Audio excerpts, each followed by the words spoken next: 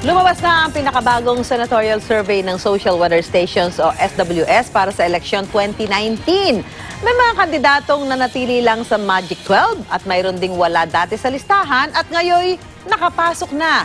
Kaugnay niyan, makakausap natin si GMA Resident Analyst Richard Heydarian. Richard, magandang umaga. Good morning.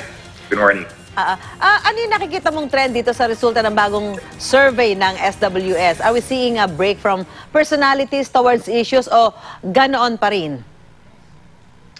Well, ang unang makikita natin dito is very competitive talaga yung Senate race natin, no? So meron tayong variability from the third spot onward. So yung number 1 and number 2, si Grace po at saka si Cynthia Villar, ay consistently nandun pa rin sa top of the surveys. Makikita natin ito over the past few months. Pero from number 3 onwards, napakataas po yung variability or yung changes, no? Na nakikita natin. Of course, on one hand, nakita natin na may dalawang opposition leaders andyan. Senator Aquino, of course, si re-electionist, at of course, si former DILG Secretary Mar Rojas. Mukhang pasok sila ngayon sa Magic 12 at si Mar Rojas mukhang medyo more secure dyan.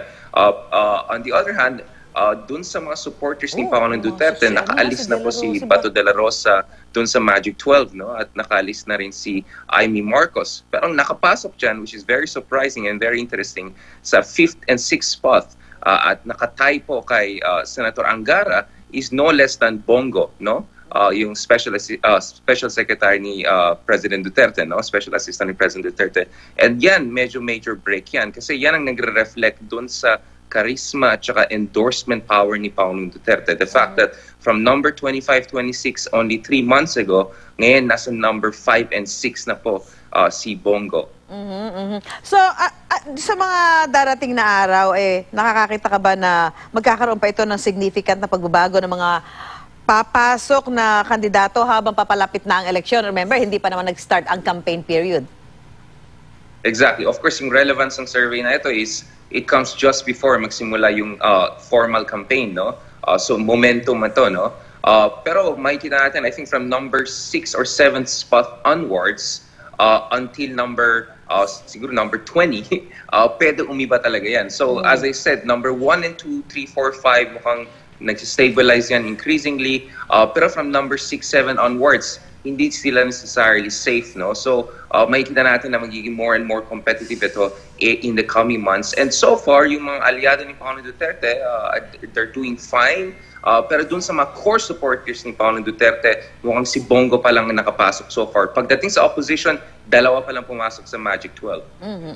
Okay, Richard, sa ibang issue naman, bukas na isasagawa yung ikalawang araw ng plebisito para sa Bangsamoro Organic Law. Ano yung nakikitang implikasyon sa plebisito ng mga naganap na pagsabog kamakailan dyan sa Mindanao? Of course, yung kino-cover tomorrow dun sa plebiscite ay yung North Cotabato at saka Lanao del Norte at saka yung mga ibang munisipalidad at mga syudad na gustong sumali doon sa Bangsamoro, no? Nag-petition sila na sumali doon. So, yung composition po ng Bangsamoro tinitignan natin dito. I think yung fact na makapasa yung Bangsamoro, mukhang parang foregone conclusion na yan, no? Talagang mukhang makapasa itong Bangsamoro at mukhang makapasok yung Cotabato. But of course, yung isa pang concern tomorrow is magiging peaceful pa rin ba at magiging smooth yung elections katulad dun sa first round. Nakita natin yung last week is nagkaroon ng terror attack 1 week after nung first round ng plebiscite. So titignan natin if magkakaroon ng terror attack during or after ng plebiscite na yan. Pero so far, mukhang yung advocates ng Bangsamoro, I should be happy. Mukhang makakapasok yung kanilang advokasya. Anyway, maraming salamat, GMA Resident Analyst Richard Heydarian. Good morning, sir.